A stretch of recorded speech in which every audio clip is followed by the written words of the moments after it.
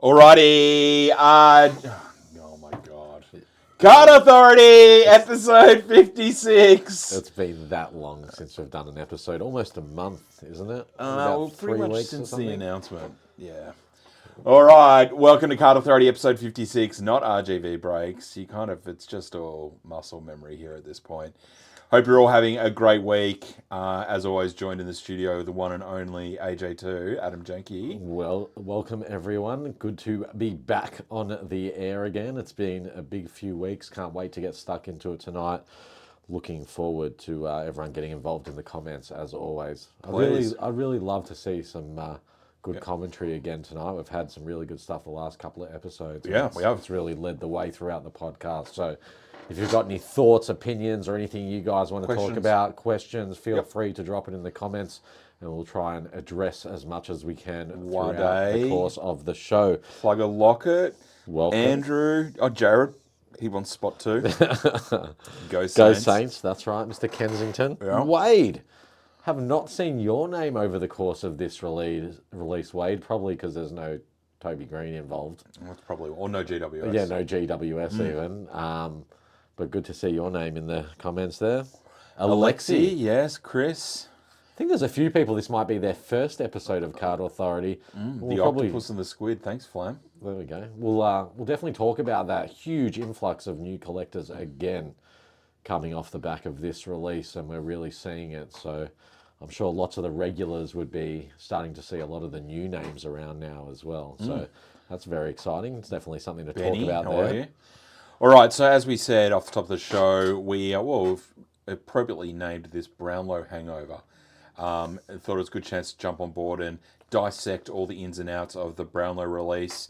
I mean, what are we, 3 weeks, 4 weeks, 3 weeks It's all a bit of a blur. It's a blur. It's a bit of a blur. Yep. Interestingly, though, it still seems to be front and centre across the board in the AFL card collecting community, and whether that's ongoing sales and trade posts with a lot of stuff being transacted, I've noticed as well. Lots of stuff still being sold, still trades going through. So we'll dissect the market in a second, but obviously it's been super strong. Obviously the Brownlow release came out 3 weeks ago, whatever it was.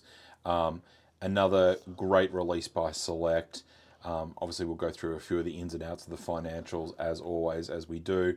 But as Jenk said, there is new participation on so many different levels from all sorts of new collectors, and whether that's in opening boxes, trading, going in breaks, we're certainly noticing lots of new names, lots of new groups, lots of people getting involved in cards, and we're actually seeing a whole heap of collectors coming out of the woodwork doing full sets and master sets of this release, which I think we talked about. We talked about that it could happen. It could happen. It's been good to see. Especially if the prices got to the point where, I think more that you thought as opposed to me in terms of that bottom out point, but we discussed what the effect that if that was to happen was, it would motivate a bunch of people to potentially go after the full 49 card set, and we're seeing we've seen multiple people not only showing the set but openly saying that they're trying to I think Bern Roshman was the first person, and James Woodley were the first two to knock it off officially in Facebook world. But I can give you a real world example. 2 people came into the shop today that are both down to single digits of collecting the set. Of doing a full set. Full set. There you go. Yeah. So 2 separate people came into the shop today. And am I right? They're not master set collectors inherently. Yeah. No, they just love it. Yeah. So we're G'day, seeing Steve, Ben, so we're Shane. certainly seeing cause and effect there, and that's the benefit. And there's pros and cons, and we'll get into it more throughout the show. But that's the benefit of numbering cards at that 150 point. Yep. And the way that sales take place basically is it forces a bunch of cards, once they flood the market, to become very attainable and very effective at that price. Yep. There's obviously, again, there's pros and cons to it, but so let me interesting situation. Let's just get right into the thick of it. Yeah. I've had a few people message me today, basically posing a question of, do we think Brownlow Metal has been a bust and it's crashed? Now, I think there is a misconception across collectors, and probably the newer collectors, that you buy a box, you're instantly going to get 2-3x on it no matter what. Yeah. We called it very early that there were going to be certain cards that were going to be popular and in demand, and I think we've been pretty spot on with that, with the likes of Plugger and Gary Yeah, Ablett. and I think our price guide at that level of what we were forecasting is bang on for the, let's call it the top 10 desirable ones in the set. So what I like about this is that it's not that the Brownlow release has crashed. Everything comes out hot. Everything comes out hot, as we've spoken about many times. But it's actually, to further on your point that you said before, is giving people the opportunity to get involved and get the cards they want and not feel absolutely financially ruined by it. Yeah. You know, you can go out and if you're a Dogs collector or a Hawks collector or a Saints collector where there's 3, 4, 5 booklets you've got to get, you can go pick them up between $120 and $300 for the majority of them, and actually complete your set without having to go and chase $1,000, $2,000, $3,000 booklets. But I don't think that's going to last forever. No, of like course what not. you're seeing there is the effect of a quick open flood. Basically, is what's happened there. And we've talked about that with SEC. Where the majority of the product is being opened so quickly. So as a result, there's so much product on the market that the depth of the availability of the product starts to impact the price point. Now, you know, I thought when we did the last episode and we were forecasting prices, I think I said that I was estimating the bottom would be around 200. I think you were saying around 150. And it's obviously that's where it's landed. But I definitely noticed. So I noticed probably about 7 to 10 days into the release, I saw the price points start to really bottom out, and you know there is some bargains at 140, 150, whatever it is. But I've seen a lot of those cards bounce right off that bottom and then unavailable under the $200 mark anymore. I've also seen a number of the desirable ones, which were early on sort of around 250 to 300, have really like held now and even pushing above that price point too. So that's been interesting. But then obviously there's a bunch still sitting around that 150 mark and with heaps of them available both on Facebook I think there's and probably 10 to 15 cards of the older players, which are probably not relevant to the people that are 30 years and younger. For teams that perhaps have got a few cards, like Doggies is a good example, and St Kilda, where these cards are not being chased as hard as, say, a Plugger, and Ian Roberts might not be as desirable. So you are going to find a few of those. Neil Roberts, come on, mate. Ian Roberts, Ian Stewart. Ian Stewart. It's been a long few weeks. No, but that's exactly the point. There's, you know, Verdon Howe, Ross Smith, Brian Gleeson. These are people that no one really knows too much about, but at the same time, they've been, you know, they're Brownlow medal winners. What's really interesting here, there's been a lot of discussion about this whole numbering situation. Is there too many at 150? I had said previously that I wish they had done lower numbering. At the same time, it is what it is, and it's been done the way it was done. And it, you know, as we've talked about, the benefit is that it makes going after the sets and even the team sets, you know, much more achievable and much more, you know, accessible. Accessible in terms of the price. I do, however, think people just need to remember that in the future, once these things have dried up, the ones that are still available, once it's dried up a lot, they're actually going to be quite expensive and hard to get. And they can be compared to a lot of other signature cards of similar or the same players celebrating something significant. So, you know, looking back at, you know, the Legends Hall of Fame signatures, you know, numbered to 110, lots of the previous actual Brownlows before they did booklets, but when they had other celebratory signature cards, same thing, you know, numbered 100 plus. And you look at the prices of a lot of these cards as well. So you've got to think in relative terms, both in, you know, long-term rarity, medium and long-term rarity, but also the fact that they are booklets. So from a physical attributes, they're you know, they're much more significant. And therefore I would think that'd likely be more desirable in the future. So if someone came along and they wanted a Neil Roberts signature card or whatever it may be, for example, I think if the options were on the table that you can get a signed Brownlow booklet card, that's going to be more desirable than something else that may have been numbered to 110. Absolutely. Yeah. And I think that the way collecting styles go, you've got a natural churn of collectors. So you've got people that have been collecting for a long time. You've got people that come in to dip their toe into it, and then you've got people that sort of hang around for a few years. What happens with booklets in particular is these are the things that are sold off last. So if you suddenly stop getting involved in cards, those things get tucked away in a drawer and they just disappear. Over Yeah. time, sure, do they end up raising, popping their head up? Yeah. But they're effectively disappear. Yeah. And so that 150, once you take the master set collectors out of it, Yeah. once you take the guys that are team set collectors out, Yeah. then you take the natural churn out, Yeah. suddenly there's 50 on the market. Yeah. And it's really hard to go and backfill those if you're after It's it. interesting. I've seen a lot of people actually displaying these cards as the first cards that Absolutely. they're putting on display, and whether that's people going and getting cabinets or people just setting up on card stands on a shelf or on top of a unit or whatever it may be. I'm seeing more and more photos of people doing that than what I've seen in the past in terms of display. Well, we saw Plugger Lockett start a thread on, I think it was Good Vibes a few days ago, Yeah. showing his display cabinet. Exactly. And then there was a whole field of people showing and that's it. the whole thing. So again, I think it lends to the notion that in the context of like visually in a collection, They look great. yeah, they're superior. Again, I can attest to it personally, where I've got a huge amount of cards on display, and booklets always stand out more than anything else. So, And Wade just made a good point there, which is interesting. I was going to bring this up. Has the influx of booklets impacted the desirability of such amazing cards moving forward? I.e., getting a Supremacy booklet used to be the peak of excitement.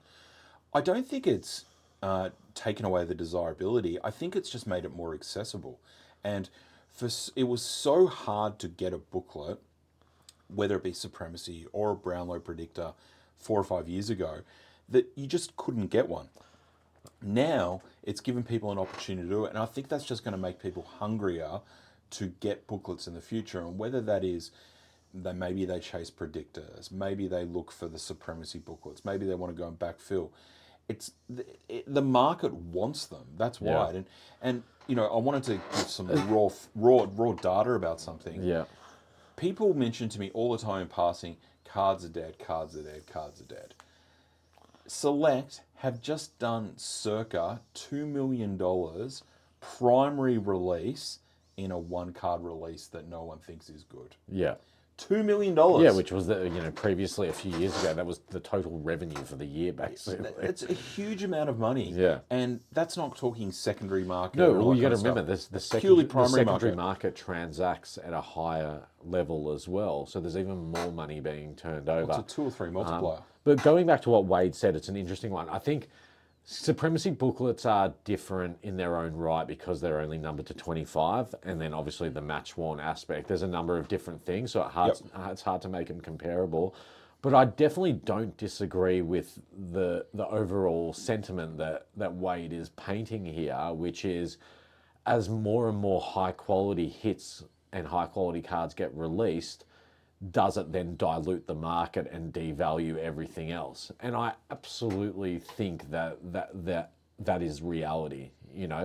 I think that in the less desirable cards, if you have a choice where you don't have the option to buy everything, you're going to always go for the more desirable stuff, and it begs the question. It goes back to the notion of, well, how many people are no longer collecting master sets or full sets of things, and then as a result, do we see the downward pressure on the inserts, numbered inserts, let's call it? But I think that's a different conversation. Sure. But I think I think that's what sort of Wade's trying to get across as well there, though.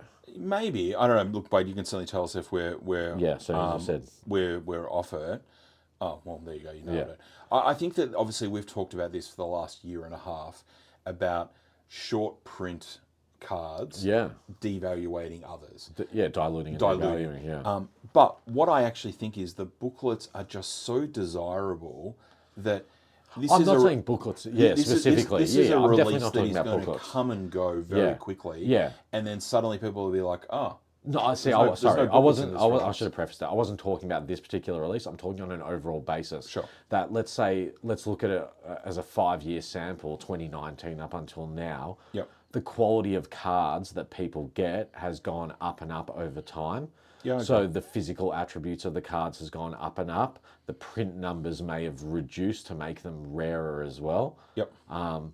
And it's almost like, is the standard now, the benchmark is so much higher.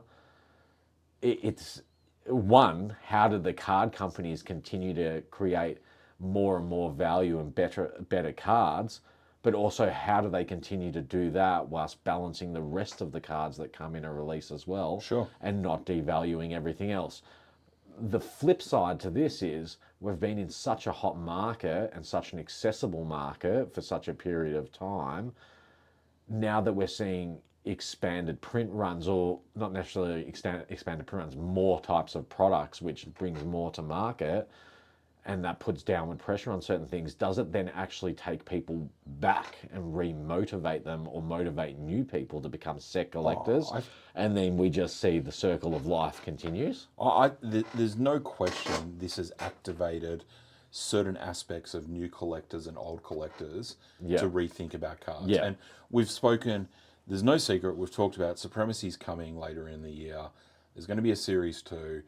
You know, you've got these new collectors now that have seen the pinnacle of it and been able to touch booklets in their hands. Yeah, totally. They're going to want... I've personally, DPSs, I've chatted they're to gonna people want, and seen you know, people, supremacy. again, across our whole network that we're part of. There's lots of new people that have come in specifically off this release that I have no doubt continue to collect moving forward. It's not just... And we talked about that. We talked about the notion of cards also entering the memorabilia realm. Yeah. And therefore, people who are fanatical, you know, for their clubs or for whatever it may be, that would previously be more inclined to buy a piece of memorabilia or even a poster or a sign something, but had never considered trading cards, now actually get brought into the trading card community. And then they start to see the scale of it and what's involved in it. And then the next thing you know, you've got some people who wanted this Brownlow booklet thing because they heard about it or thought it was cool, and then full-blown collectors. So yes, hello, sure. Bit late for you. You watch for now, and then you can replay tomorrow on Spotify or Apple or any of that. Plugger, I'll look at the camera. I'm going to use a phrase that's been used on me multiple times. We're trying to Take look at it each to other. the bank. Supremacy is coming this year. Yes, Take it to the bank. absolutely. Lots of comments here. Yep. You AJ? found some comments. There's Have lots you of got some comments in front of you? There are so many comments. Go, That's hit what me I'm with looking some. at. So, Daniel Sher, evening lads. The big Yeah, I've question. done that. I said hello to Sher. Sorry. NBA has many multiples, still room available for a comparison. Thank you, Jared. Yep. Burn suggesting you need a pay rise at Yes, Select. absolutely. Based on this being 150, this will surely increase the value of the platinum. Absolutely, Jamie. So that's probably another point that's worth discussing there as well. What this is going to do is, dramatically increase the value of the shorter print booklets that exist from the previous years. But also, it's going to show you the rarity if one of these players that's on the predictors gets up for a numbered to 35 booklet. So let's talk about that in a second.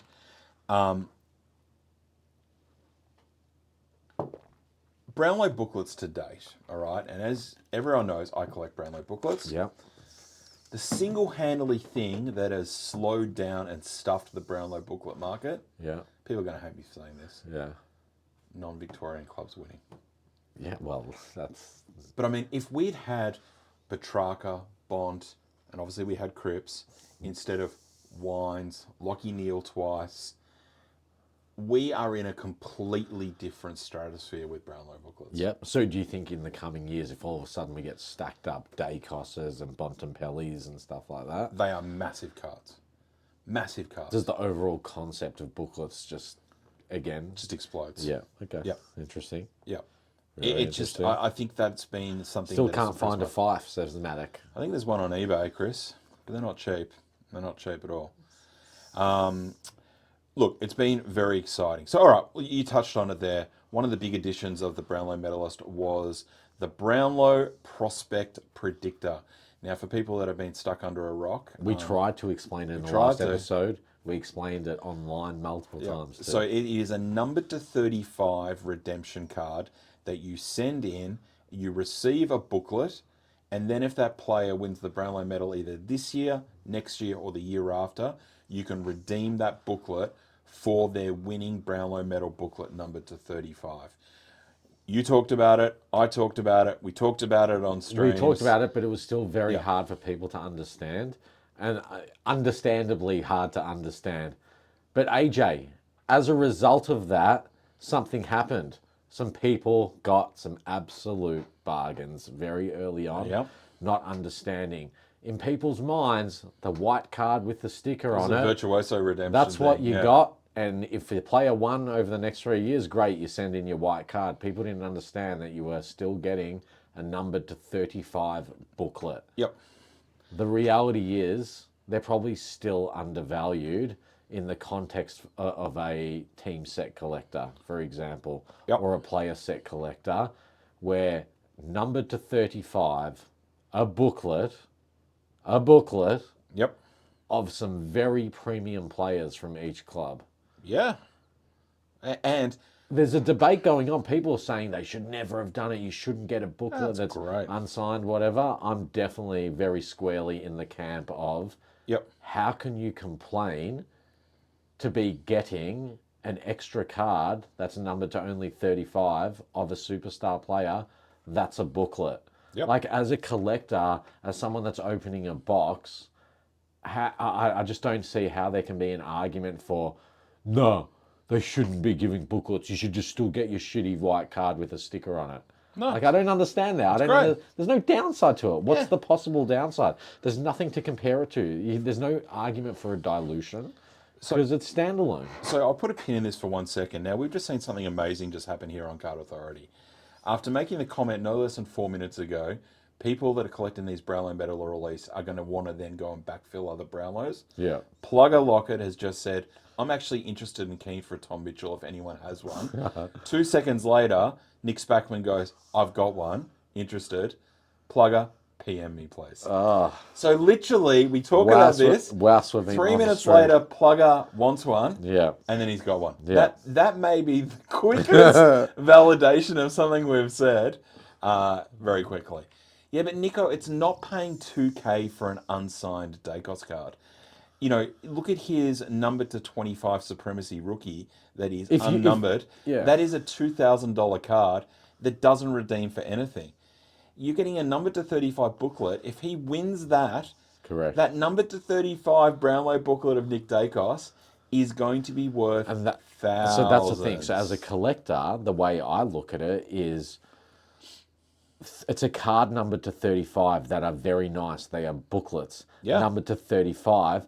And if the player happens to win, unbelievable, you get a bonus. But I'm valuing the ones that I've purchased for my own collection based on the player, the card numbering, aka the rarity, and then obviously the physical card itself and the fact it's a booklet. You're not going to have to worry. So Sinclair's not going to worry. I'm pretty sure like people were paying twice as much for an influential numbered to 40 or a showstopper numbered to 40 or whatever other card numbered to 40, we'll call them case hits.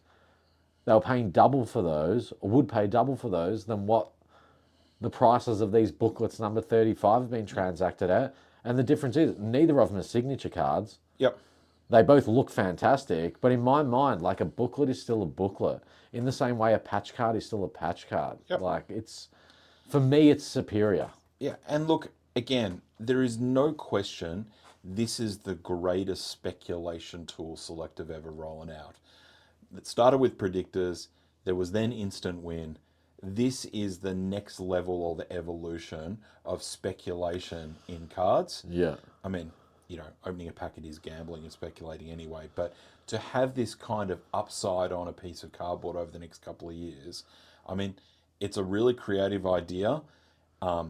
If 3 players from this 18 list happen to win in the next 3 years, it's going to be great validation. Yeah. If none of the 3, if no one wins in the next 3 years that's on the list, it might then raise some questions of perhaps it should have been a wild card or something like that. Nico says, imagine paying 2K and him winning in the 4th year, which I see where you're going with it, but my counter argument back to that is still going to be, you're going to have, you know, if it wasn't a redemption or wasn't connected to a redemption and there was a Nick Dacos card numbered to 35 that was in booklet form with some sick photos and whatever, how much, as a Pies collector, Nick, how much is that card worth? Like, how much is it worth anyway? Is it not going to be a $2,000 card regardless because it's him? And like, that's the first thing. I think the second thing is the whole notion of the rookie and DPS stuff. Well, we've been doing the podcast since before that was even a popular thing.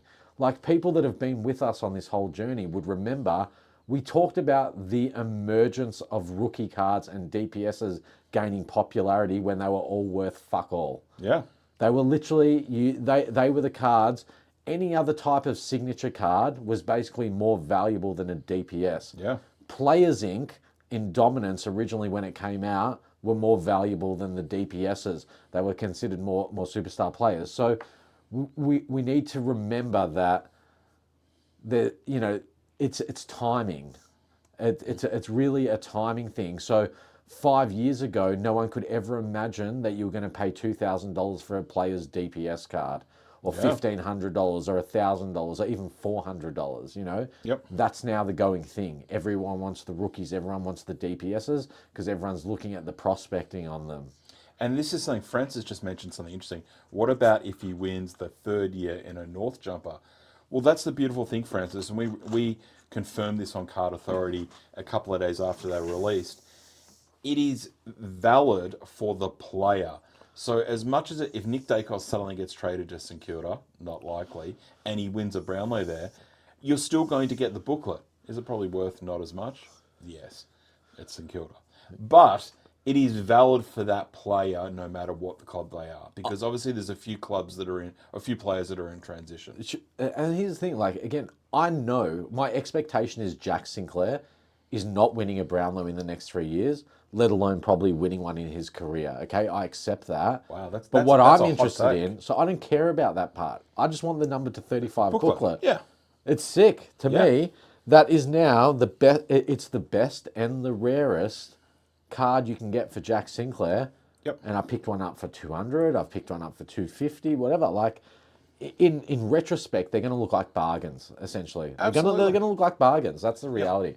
People can argue as much as they want, but history will show, and the data will show around these when they're viewed as just cards in a collection for a set collector that you've got to buy them. Yep. Good luck finding them at anywhere near these prices a couple of years. Let down the alone track. if they win. Yeah, and then you've got the bonus of the winning aspect. Yep. And then all of a sudden, Nico Kessa, when Dacos wins and you only paid $2,000, and not only do you get to keep his booklet that's already numbered to 35, but then you get a signature version with a medal in it as well, and you don't have to pay any extra money for it. You Collingwood people are going to look like the biggest geniuses of all time. Yeah. Because you're going to have what will be, I imagine, considered the equivalent, and as we've discussed previously out of the Footy Stars booklets and whatever, the Platinum DPS is in line with the Platinum Brownlow Predictors, and now this is even shorter print than that. Yep. So does this, if Nick Dacos wins, I'm putting it out there now, do these booklets become the most desirable and valuable Nick Dacos cards? Absolutely. Yeah, I think the answer is yes. Well, people will always argue DPS versus the booklet, but it's going to be a signature booklet from a winning Brownlow. And that's the thing, your average person that may not be a purist card collector comes along, they just want the best Nick Dacos card. If you show them his DPS card or his Brownlow signed Brownlow booklet card, pretty sure what they're going to choose. Like, they don't have this intricate knowledge of wanting to buy cards to speculate value because they're draft pick signatures for their future flip or whatever it is. And full disclosure, we went and bought a Dacos. Yeah, we did. We bought one. we bought one because we want one put away. It'll probably end up in a repack or something. That's right. But we bought one because we see the value in it as well. But again, look, everyone has to choose their poison. Some people don't like predictors, and that's fine. Some people like, the security of a card winning. But again, you're getting a number to 35 card here. Adam Michael J said, so you definitely keep the prospect booklets if he wins, ? Yes. Do you don't give it up? Look, I don't know if they've actually said anything about that. Oh, I was going to say. I've already said it. But if not, Take it to the bank. There's enough people. Second, take it to the bank. Enough people tune into the podcast that we could all boycott together and make sure that we could keep them. 100%. Yeah, there's no way they're taking them away. No, you get it. You send it in, and then they'll drill a hole you through it or something. Yeah, that's right. Yeah. Nick Dacos Platinum all day, every day over a book Here of they Brownlow. come. All the Collingwood Ricky. people. All right. All the Collingwood people. All right. The thing is, it's easy to say that before he wins. It's yeah, people are going to want them. Definitely the biggest card if he wins. Yeah, Burn knows things. Burn knows. Burn's been around. He knows. So while we're talking about this, let's talk about a little bit of a negative of these Brownlow prospects. Yes. Do you think Select maybe should have put a decoy in some of the boxes? Absolutely. And obviously, Was that a mistake? we've both had the conversation with a number of different people. Yep. I think it's having them sitting there loose with no decoy to balance out the weight or anything it's negative on a number of, it affects things on a number of different levels. Explain it for people that are newer to it. What does it affect? Well, it affects the fact that people can claim that they don't do it and no one does it, whatever, but it was pretty clear with this release that lots of people were both weighing boxes and shaking boxes to find them. And so explain that in simple terms. So that when you've got a Brownlow box and then there's another card in it, Yep. it either makes noise or it's got additional weight. Correct. Whereas in the past, in previous releases such as Supremacy, the way they've avoided people being able to weigh boxes was putting in the spacer cards, these decoys, as you can see on camera, which would change the weight of the box. And basically, it wouldn't make every box exactly the same, but would create such a weight variance across sample sizes. Let's say out of 100 boxes, there'd be so much variance in the difference. People couldn't weigh themselves to a booklet, basically. Yeah, so is a way to put it.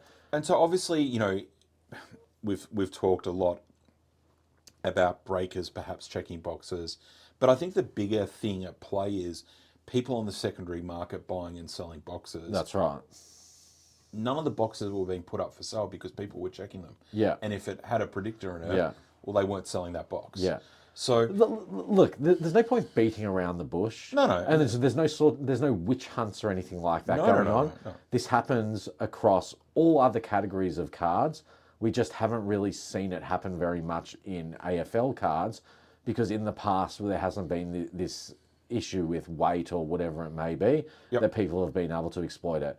But make no mistake about it, lots of breakers, a number of different breakers have clearly either been weighing the boxes or, as they say, purchasing boxes off the secondary market which have already been weighed, and as a result, there's no predictors coming out in any of their breaks.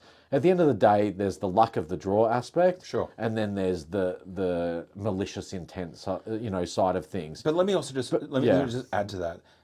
Put the malicious intent aside for 1 second.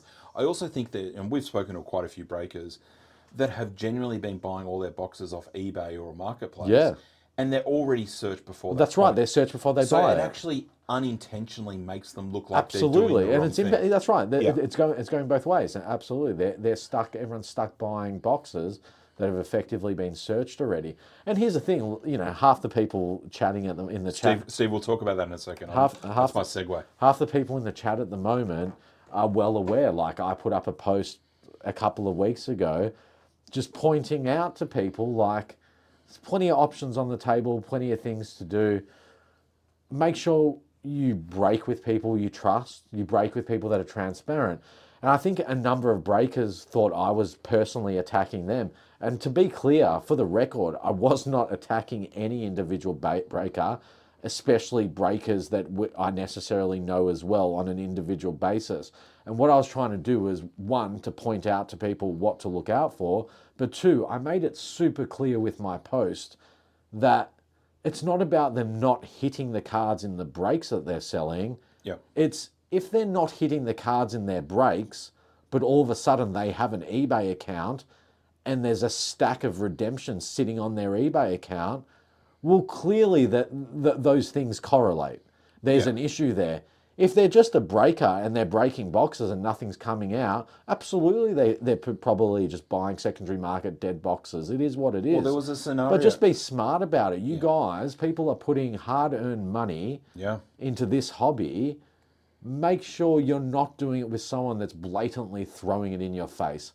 And again, I'm not naming people, but it's a general thing. I'm generalizing about it. And it applies to all sports and it applies to everything. There was a practical situation a couple of years ago where there were 300 game case signatures in cases of Yep. footy stars. That's right. And there was a breaker that was claiming that wasn't getting stock in case form. No, so yeah, it wasn't in case form, but it was a situation where all the other breakers, when you were getting 300 game case cards, they would get randomed off between everyone that was in the break. Yep. There was a particular breaker when people kept asking the question on streams, on all over the place, like, why aren't you randoming off case cards? The person just kept saying, I'm not getting it in case form. I'm not getting it in case form. But so, had 15 of them on his eBay. yeah, it just so happened to have 15 case card signatures on their eBay. So it's all good to go and tell people that you're not doing something, but don't be the person that's saying one thing and doing something else altogether.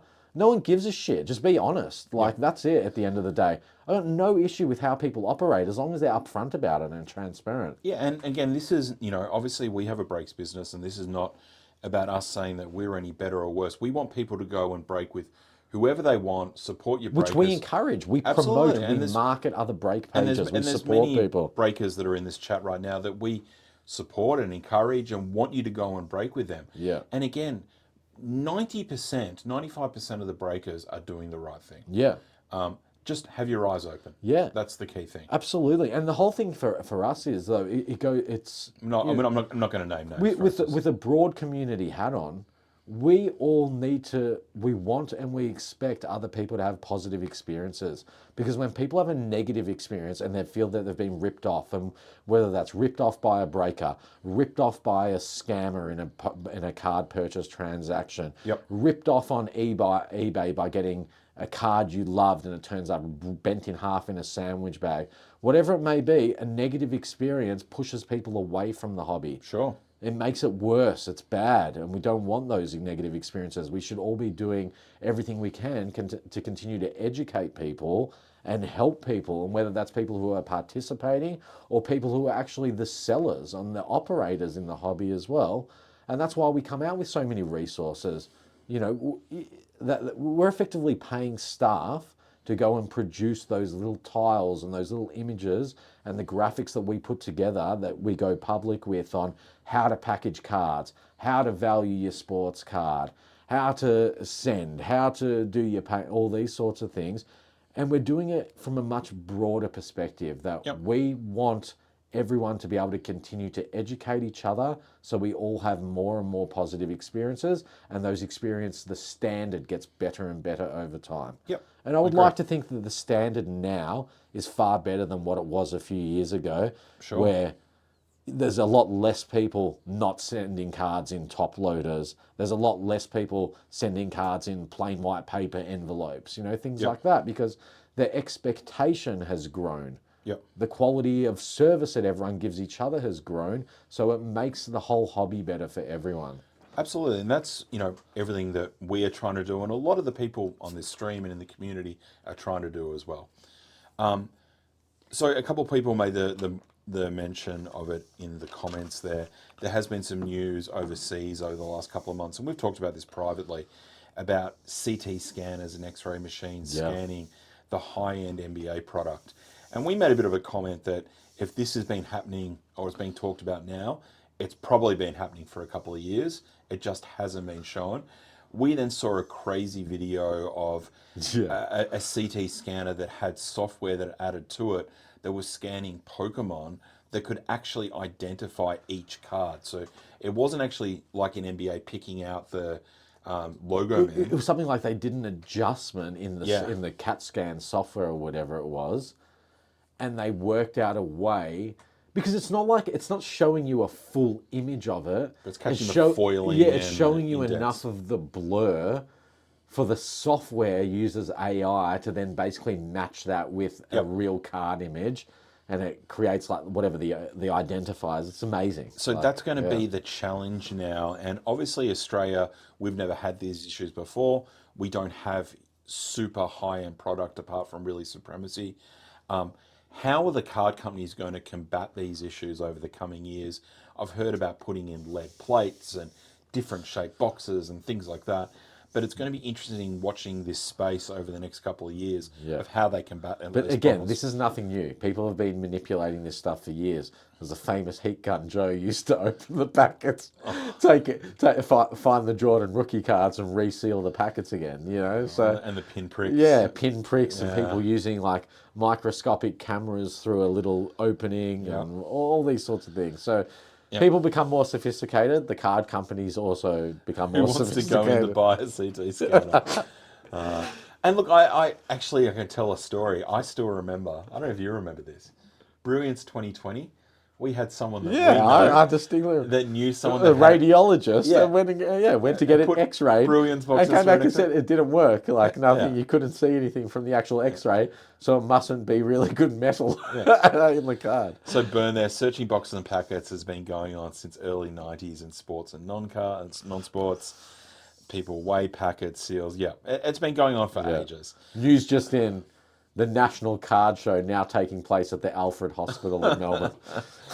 But look, again, this all gets back down to the point that Jenks was just making, that if you're doing business, whether that's breaks or trades or buying or whatever it is, off reputable sources and people you know and trust. And look, for all the good things people can do, that doesn't get talked about. But I tell you, when people do bad things, that spreads like wildfire. Absolutely. Just take it in note. Once a scammer, always a scammer. Yeah. It's pretty and hard trust and reputation is so critical in everything, but especially in cards. Yep.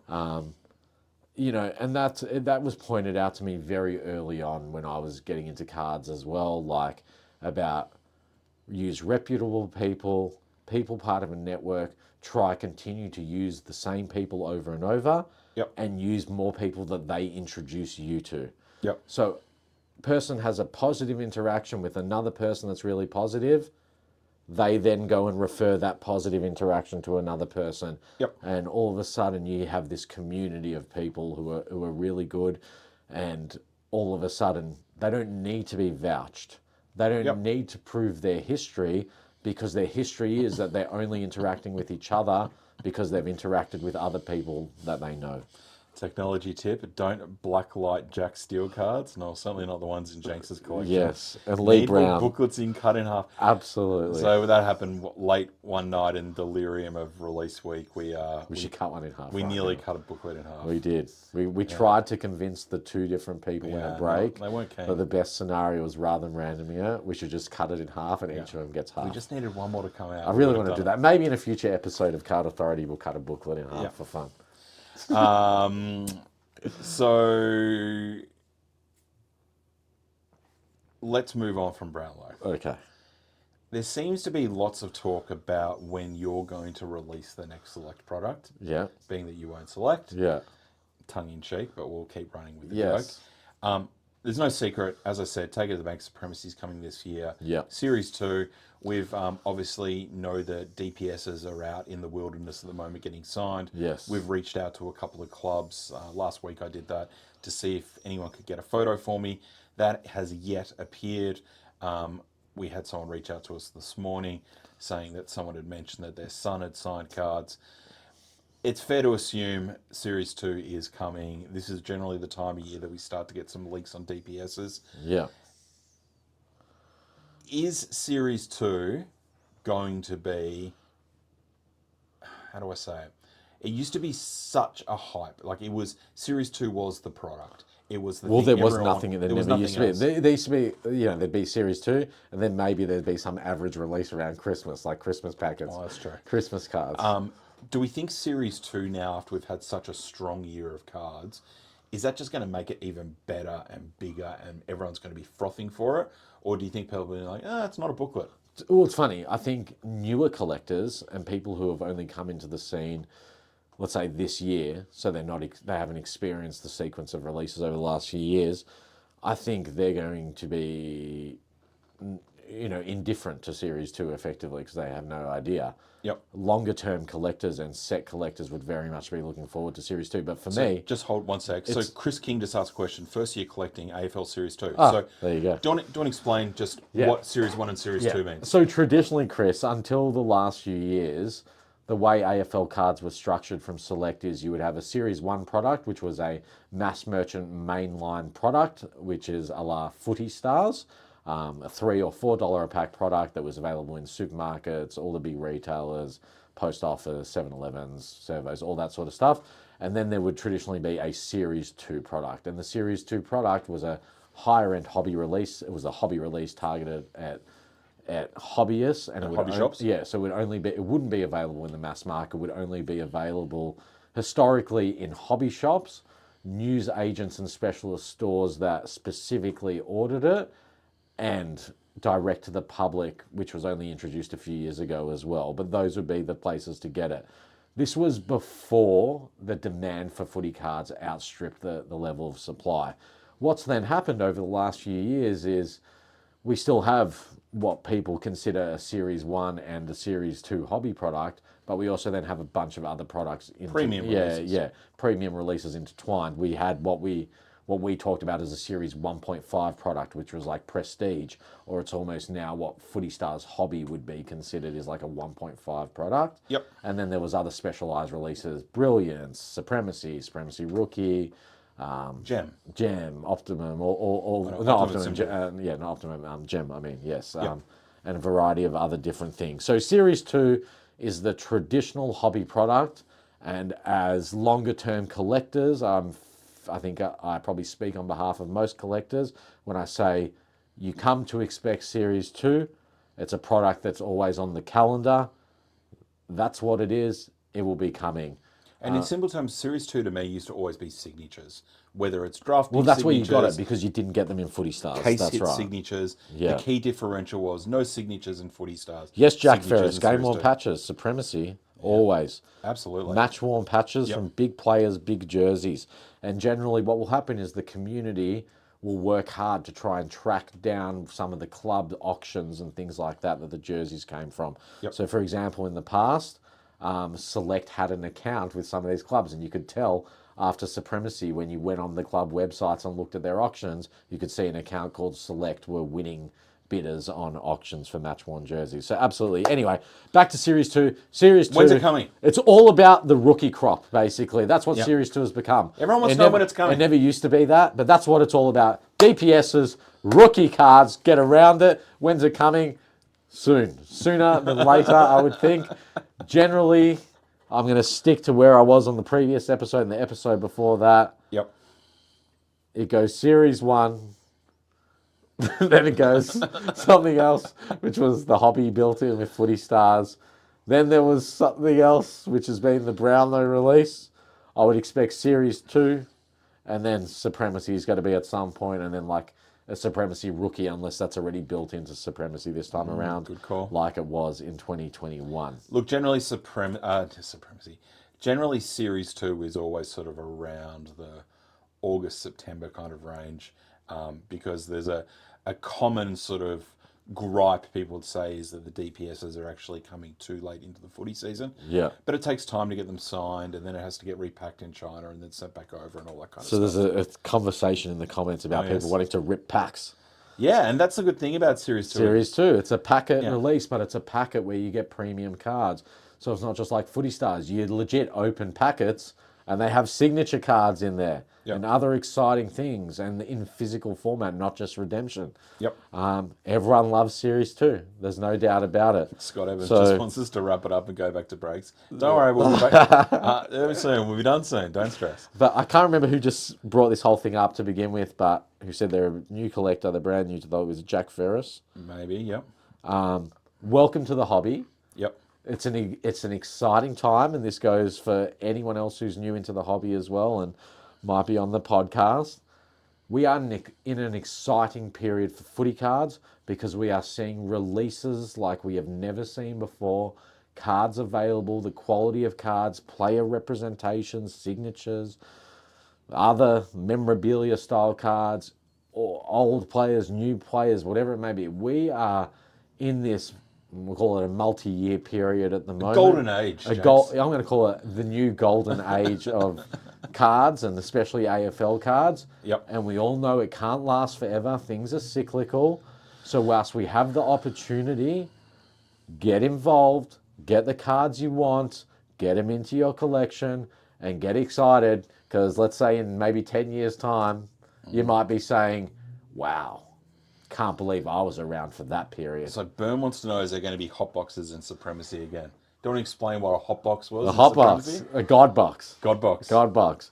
God boxes in Supremacy, of course, one of the unannounced things that the card companies don't tell you about. Yep. But basically, God boxes in Supremacy is we had a couple of them that came out in breaks where I think we had a box which had 10 patches in one box. Yep. So every card in the box was a patch card, match worn patch.